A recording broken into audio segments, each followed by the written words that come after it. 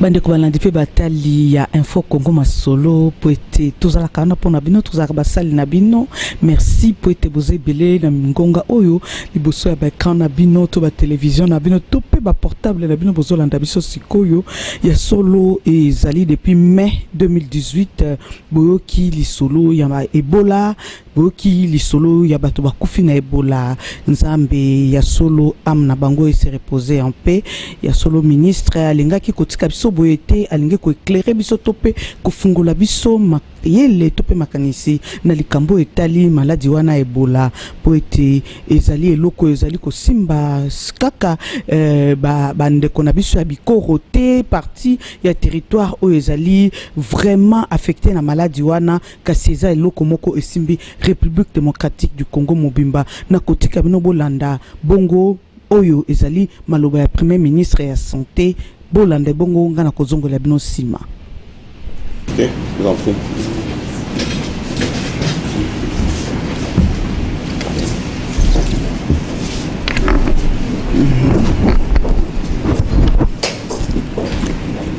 Salon bleu des immeubles du gouvernement pour une conférence de presse en rapport avec l'actualité sanitaire dans le pays. Et son Excellence, Monsieur le ministre de la Santé, le Dr Oli Ilunga Kalina, a dû... Le mardi 8 mai 2018, la République démocratique du Congo fait face à une nouvelle épidémie de la maladie à virus Ebola qui constitue, comme vous le savez, une urgence de santé publique de portée internationale. Jusqu'à ce jour, 11 cas de fièvre hémorragique et un décès ont été enregistrés.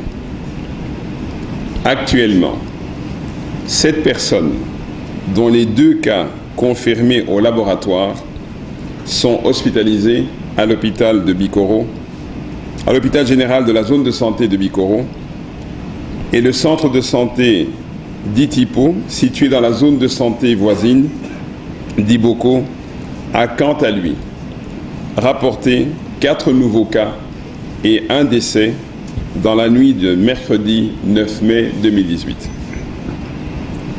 Une des particularités de l'épidémie actuelle est le fait que 3 professionnels de la santé ont été atteints. Les professionnels de la santé étant les premiers acteurs de la riposte gouvernementale contre Ebola, cette situation nous préoccupe et requiert une réponse d'autant plus immédiate qu'énergique. C'est la raison pour laquelle le ministère a déployé une première équipe de 12 experts qui sont arrivés à Mbandaka ce mercredi 9 mai afin de lancer les premières investigations et organiser la riposte sur le terrain.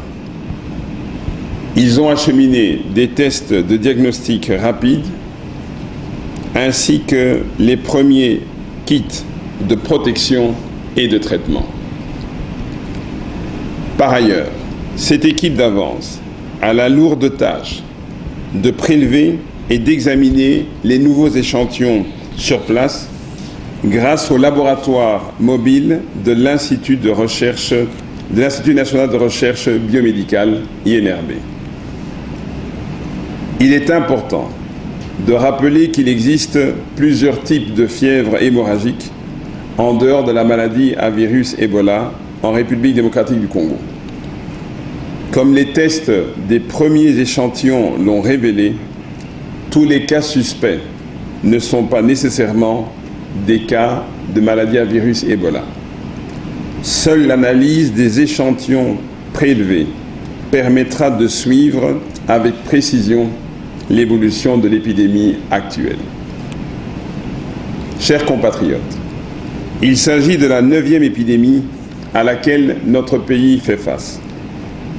Les professionnels de la santé ont par le passé démontré leur expertise et leurs compétences pour maîtriser les épisodes antérieurs, y compris dans d'autres pays d'Afrique.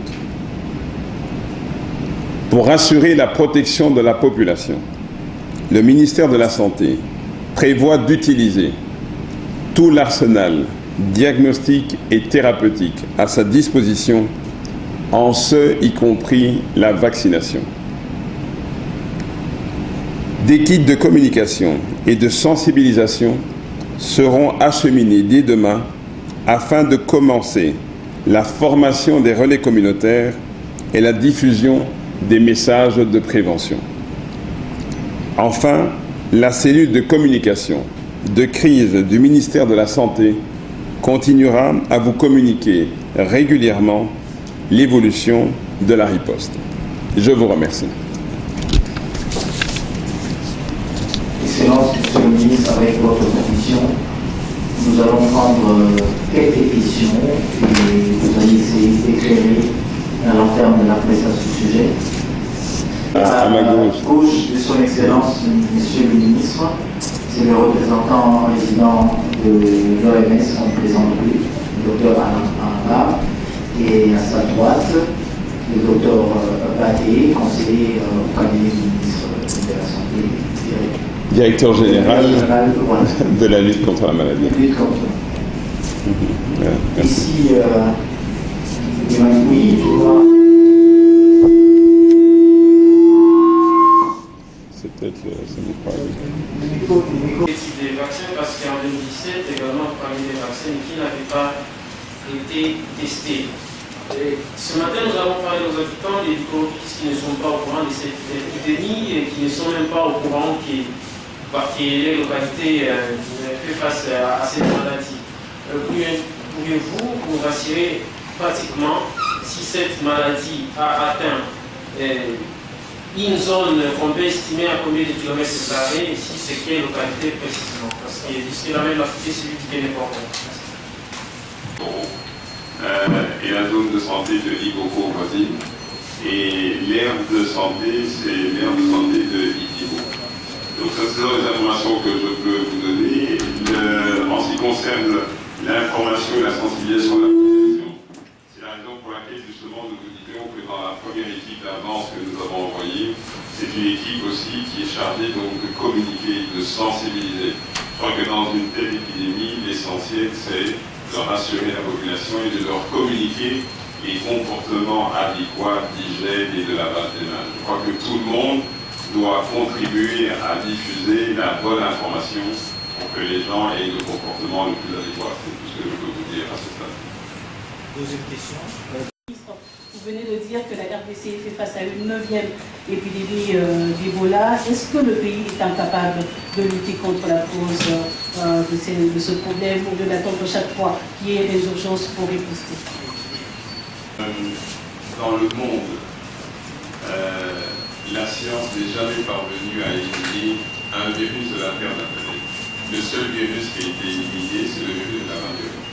Donc en fait, un virus qui a un réservoir naturel selvatique, on ne l'éliminera jamais. Je crois qu'il faut simplement continuer à poursuivre les recherches pour mieux comprendre la maladie, mieux comprendre le réservoir, mieux comprendre les facteurs de risque pour pouvoir justement modéliser et anticiper.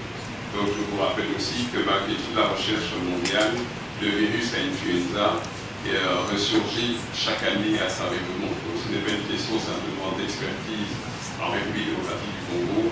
Les maladies qui ont un réservoir naturel ne sont pas des maladies qu'on élimine. Donc la 9e crise, la 9e épidémie à virus Ebola n'est certainement pas la dernière. Donc en fait, pour utiliser les vaccins, ça doit répondre à une situation épidémiologique. Le vaccin l'année dernière était disponible, mais nous avons estimé que les critères épidémiologiques n'étaient pas atteints et la population à risque, l'évolution de l'épidémie ne justifiait pas l'utilisation du vaccin. Dans le cas présent de l'épidémie de Bikoro, nous estimons qu'il y a des facteurs de risque particuliers. Le premier élément, c'est la proximité de Bikoro par rapport à une grande zone de densité urbaine. Ça, c'est le premier élément. Le deuxième élément, c'est l'atteinte des professionnels de la santé. Donc, dans ce cas-là, je pense que dans le cas de cette épidémie, il faut sera disposée dans les meilleurs délais. Nous sommes en contact avec l'OMS pour justement avoir des vaccins à disposition des professionnels de la santé en priorité. Que contient concrètement la feuille de route mise en place par votre ministère et avec quels partenaires vous allez travailler? La feuille de route, et quand il y a une crise, c'est-à-dire qu'en fait, le premier élément, c'est de mettre en place un comité national de riposte. Le comité de riposte se situe au niveau national, au niveau provincial et au niveau local.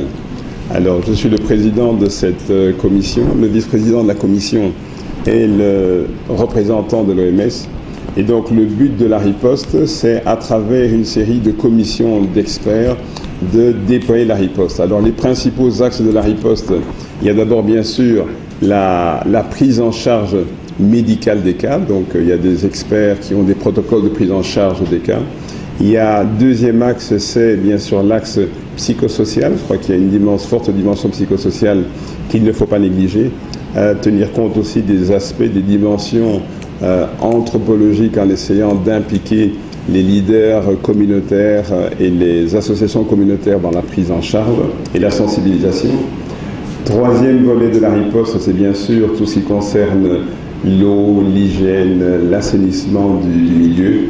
Il y a une dimension aussi de recherche de laboratoire et une dimension de surveillance épidémiologique. Et alors une autre dimension qui est très importante, qui est la communication. Ça, ce sont les axes classiques de la riposte à l'épidémie, où l'essentiel, c'est d'avoir des comportements adéquats, de sensibiliser les professionnels de la santé pour qu'ils ne prennent pas des risques inutiles.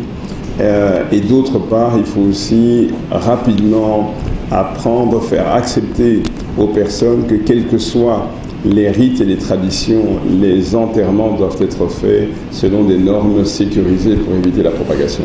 Ça, ce sont en fait les principaux actes de la riposte. Avec nous, bien sûr, le pilier de la riposte, c'est la direction générale de la lutte contre la maladie. UNICEF est également impliqué avec nous dans tout ce qui est l'eau, l'hygiène, l'assainissement, la logistique. Je crois que PAR International est aussi impliqué avec nous, de même que le CDC. Médecins sans frontières nous a donné également un appui logistique. Donc en fait, au niveau de la riposte, tous les acteurs qui ont une expertise particulière et qui sont désireux de s'impliquer dans la riposte doivent en fait le faire en participant activement aux différentes commissions qui sont celles qui coordonnent le déploiement de la riposte sur le terrain.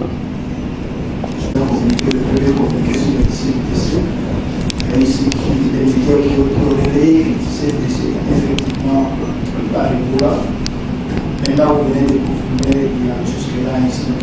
Est-ce que, comment le candidat président si parmi les lycées, on a effectivement des gens qui seront par Ebola, par exemple? C'est que à partir du moment où il y a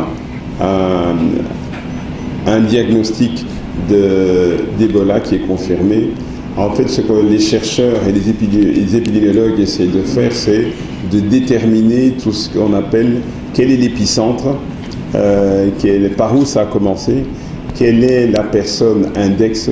Et donc, par conséquent, ils essaient de voir dans les registres de la zone de santé, dans les registres des formations sanitaires, dans les registres des hôpitaux, de la zone de santé concernée, s'il y a eu dans les semaines, dans les mois précédents, des décès suspects. C'est comme ça que commence l'investigation.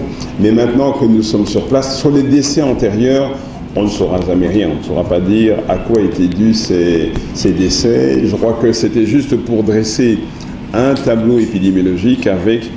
Il y a eu des décès communautaires, mais actuellement, parmi les personnes qui sont hospitalisées pour connaître l'évolution de l'épidémie, il faut justement partir en fait des cas qui sont hospitalisés et des nouveaux cas. C'est ça qui nous permettra justement de faire la chronologie de l'évolution de l'épidémie et de voir dans quelle mesure elle évolue et dans quelle mesure on parvient à la contrôler.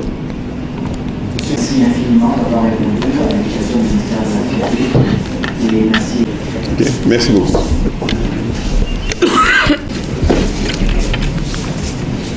Et puis il y a une adresse WhatsApp qui a été ouverte le tout.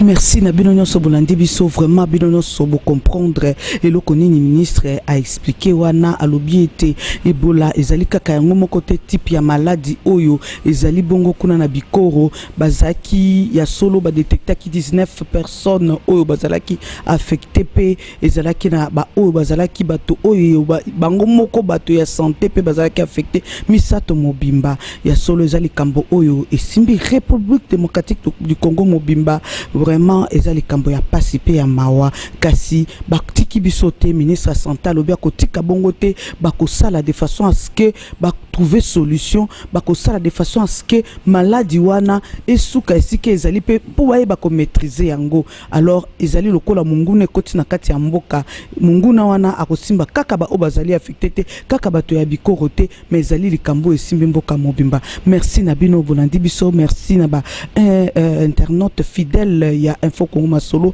merci na bino bolandi vraiment toza wana pona bino pona kosalela bino, merci na équipe mobimba Info Congo Masolo, merci na assistance à Grâce Numbi la diva, merci na assistance à Julia Kanengo, Jerry Boachapé, Michel Onengombe o asimbi caméra ngana lobina bino bai tokokutana mikolo mikoya.